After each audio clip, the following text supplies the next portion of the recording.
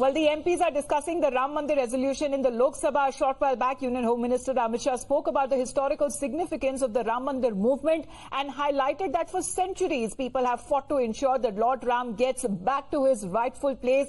He emphasized that Lord Ram doesn't belong to one religion. He is Sabke Ram. He represents the crores of Indian citizens. Listen to what the Union Home Minister Amit Shah said while speaking during the discussion on the motion of thanks on the Ram Mandir. मान्यवर, जो राष्ट्र की इच्छा की परिपूर्ति सम्माननीय मोदी जी के हाथ से 22 जनवरी को अभिजीत मुहूर्त में हुई है, ये लड़ाई 1528 से लड़ी जा रही है। दशकों तक ये लड़ाई चली मान्यवर, दशकों तक लड़ाई चली। लगभग 1858 से कानूनी लड़ाई चल रही है। जब से अंग्रेजों का शासन था, 330 साल के बाद कानूनी लड़ाई का आज अंत आया है और रामलला अपने गर्भगृह के अंदर विराजमान है। मान्यवर, 330 साल के बाद और 1528 से एक लंबा जो आंदोलन चला, उसकी समाप्ति हुई है और देश की आध्यात्मिक चेतना की जागृति हुई है। मान्यवर, मैं इतना ही कहना चाहता हूं, ये आंदोलन से अनभिज्ञ होकर कोई इस देश के इतिहास को पढ़ ही नहीं सकता। आज से नहीं, 1528 से हर पीढ़ी ने इस आंदोलन को किसी न किसी स्वरूप से वाचा दी और ये मामला लंबे समय तक अटका रहा, भटका रहा, लटकता रहा। आज मोदी जी के समय में ही इसको परवान चढ़ना था, इस स्वप्न को सिद्ध होना था और आज देश स्वप्न सिद्ध होता हुआ दिखा है। माननीय राम जन्मभूमि का जो इतिहास है, ये बहुत लंबा है। अनेक राजाओं, संतों, निहंगों, अलग अलग संगठनों और कानून विशेषज्ञों ने ये लड़ाई में योगदान दिया है। मैं आज ये 1528 से 22 जनवरी 2024 तक की संपूर्ण कानूनी और युद्धों की और आंदोलनों की लड़ाई को, ये सभी योद्धाओं को बहुत विनम्रता से स्मरण करना चाहता हूं और उनकी लड़ाई जब आज समाप्त हुई है, तब मुझे विश्वास है मान्यवर, वो जहां भी होंगे बड़ी आनंद की अनुभूति करते होंगे, अपनी श्रद्धा को चरितार्थ करने की अनुभूति करते होंगे। गिलहरी के समान कई लोगों ने अपना योगदान दिया और मान्यवर, ये राम सेतु जो बनना था 1528 से 22 जनवरी 2024 तक का, ये सेतु का भूमि पूजन भी नरेंद्र मोदी जी ने किया और प्राण प्रतिष्ठा भी नरेंद्र मोदी जी ने। मान्यवर, 1990 में जब ये आंदोलन ने गति पकड़ी, उसके पहले से ही भारतीय जनता पार्टी का ये देश की जनता को वादा था। हमने पालमपुर कार्यकारिणी के अंदर हमने एक प्रस्ताव पारित कर कहा था कि राम मंदिर का निर्माण, इसको कोई एक धर्म के साथ नहीं जोड़ना चाहिए। ये देश की चेतना की पुनर्जागृति का आंदोलन है। इसलिए हम राम जन्मभूमि को मुक्त कराकर, कानूनी रूप से मुक्त कराकर वहां पर राम मंदिर की स्थापना करेंगे। अब इस देश में प्रॉब्लम क्या है सर? जब चुनाव में घोषणा पत्र में लेते हैं तो कहते हैं चुनाव में वोट प्राप्त करने के लिए लिया, चुनावी वादा है।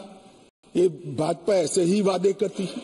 370 हो, राम जन्मभूमि हो, यूनिफॉर्म सिविल कोड हो, ट्रिपल तलाक समाप्त करना हो। अब ये कहते हैं आप ऐसे ही वादे करते हैं और ये वोट प्राप्त करने का जरिया होता है, और जब हम इसको पूरा कर देते हैं तो बड़ी खिलाफत करते हैं। मैं आज भी कहता हूं, भारतीय जनता पार्टी और हमारे नेता नरेंद्र मोदी जी मान्यवर जो बोलते हैं, जो कहते हैं, वो करते हैं। However, the AIMIM chief Asaduddin Owaisi, who just spoke before the Union Home Minister, invoked Babri and said that while the Modi Sarkar is celebrating, the Muslim community feels alienated. He also raised the controversial Babri Zindabad slogan during the end of his address. Let me stand as a tall Indian Muslim and say that the light of Indian democracy today is at its dimmest today, sir. Sir, in conclusion मेरी फिक्र में मेरा ईमान मुझे कहता है कि जिस जगह पर मस्जिद थी, है और रहेगी, बाबरी मस्जिद है और रहेगी, बाबरी मस्जिद जिंदाबाद, जिंदाबाद, भारत जिंदाबाद, जय Hind. Well, meanwhile, on the last day of the budget session, the BJP presented a resolution on Ram Mandir in Parliament, and during the discussion, BJP MPs highlighted how Ram Mandir today has become a source of pride and inspiration for billion-plus Indians. BJP MP Sadhvi Niranjan Jyoti, who got emotional while speaking about the Mandir Andolan, accused the Congress party of rejecting Lord Ram first and going after the Mandir and activists and crusaders while it was in power. Now, when the Congress MP Gaurav Gogoi spoke, he said the Congress believes in Gandhi's Ram Rajya, and that is when the BJP leaders raised the Jai Shri Ram slogan. It reflects anger. Here's how the MP spoke about Ram Mandir and the Mandir Andolan in Parliament. हमारे देश में अनेक धर्म हैं, हमारे देश में अनेक ग्रंथ हैं, हमारे देश में अनेक पैगंबर हैं, लेकिन अगर शासन का ग्रंथ है तो शासन का ग्रंथ एक है, वो ये संविधान है, वो ये संविधान है। ये संविधान, ये शासन का एक ही ग्रंथ है, और इस संविधान के संरक्षण में आज मैं दोबारा कहना चाहूंगा कि राम राज्य, इतनी कटुता क्यों सर, इतनी कटुता क्यों? जय श्री राम कहते हुए इतनी कटुता क्यों? मर्यादा पुरुषोत्तम या राम को नमन करते हुए इनके वाणी में इतना हिंसा क्यों, इतना घृणा क्यों, इतनी घृणा क्यों है? आप राम भक्त हो ही नहीं सकते अगर आपके अंदर घृणा हो। आप राम भक्त हो ही नहीं सकते अगर आप नफरत फैलाते हो। आप राम भक्त हो ही नहीं सकते अगर आप दूसरे पे गोली चलाते हो। आप राम भक्त हो ही नहीं सकते जब आप दूसरे के धर्म के अनुष्ठान को अगर आप कलंकित करते हो। तो हमारे लिए तो ये ग्रंथ एक ही है।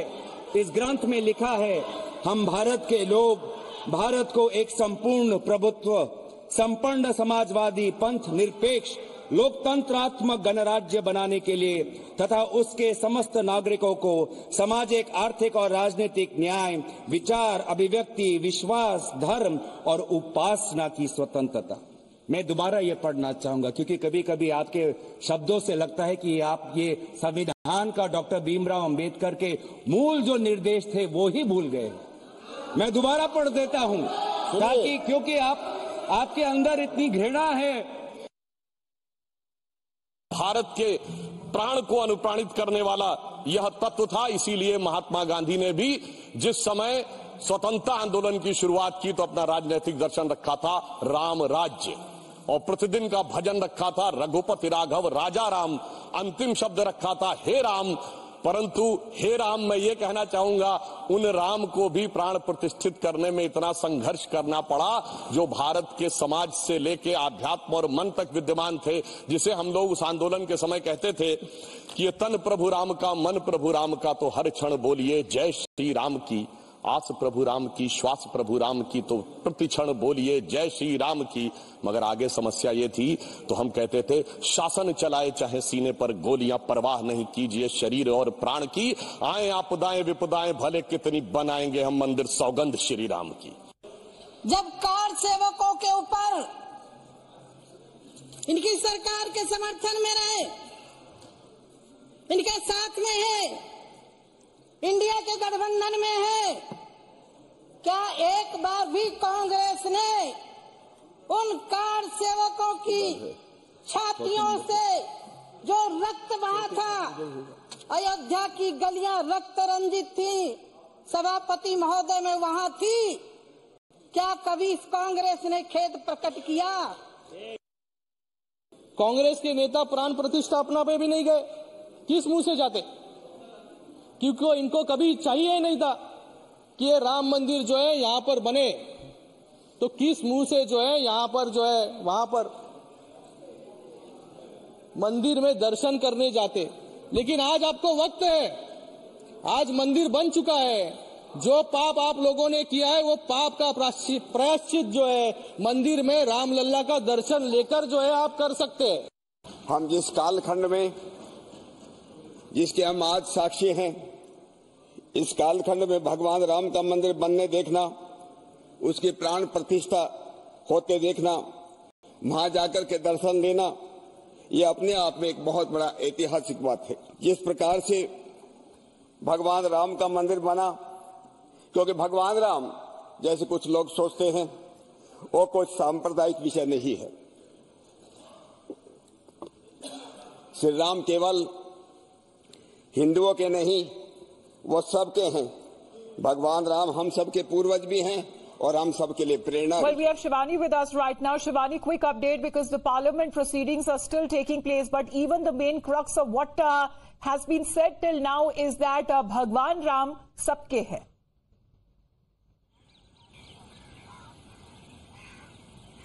Amita, Prime Minister Narendra Modi is expected to address the Parliament replying to the vote of thanks on Ram Mandir, and whatever the resolution has come on Ram Mandir is clearly signifies that Ram symbolizes unity among all, and that is why we are saying Ram sabke hain, because from north to south, when we saw that while Prime Minister was taking on the Yam Niyam, he travelled to a number of temples in southern part of the country, and there also he tried to invoke what we are calling the cultural awakening, the mythological awakening, and relating it to the Ram Mandir. And in this Ram Mandir resolution, Amita, it's being clearly brought out that Ram is not of a certain religion, but he belongs to everybody because he teaches the values, he teaches Maryada, and that is why what is being highlighted in this resolution today in the Parliament, Amita, we've seen and heard how the MPs have also been pointing out that the kind